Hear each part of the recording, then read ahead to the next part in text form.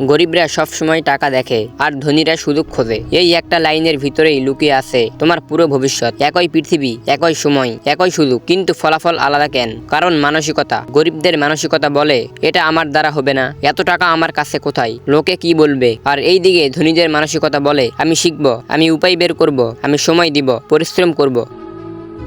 গরিবদের মানসিকতা চাই আজ, আমি ধনী মানসিকতা চাই আগামী 10 বছরের স্বাধীনতা। গরিব মানসিকতা টিভি দেখে, স্কুল করে সময় নষ্ট করে। আর এই দিকে ধনী মানসিকতা বই পড়ে, স্কুল শিখে, নিজেকে তৈরি করে। গরিব মানসিকতা ভাবে আমার ভাগ্য খারাপ, আর ধনী মানসিকতা ভাবে আমি আমার ভাগ্য তৈরি করব।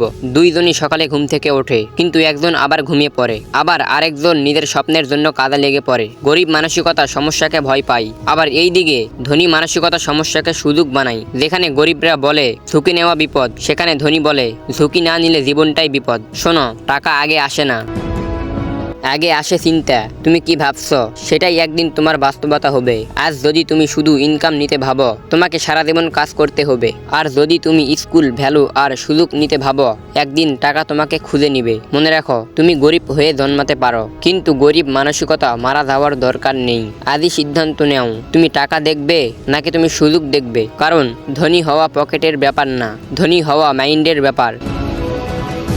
আজকে এই পর্যন্তই। যদি ভিডিওটা ভালো লাগে তাহলে আপনারা আমাদের ইউটিউব চ্যানেলটা সাবস্ক্রাইব করে রাখতে পারেন অন্য কোনো ভিডিওর জন্য।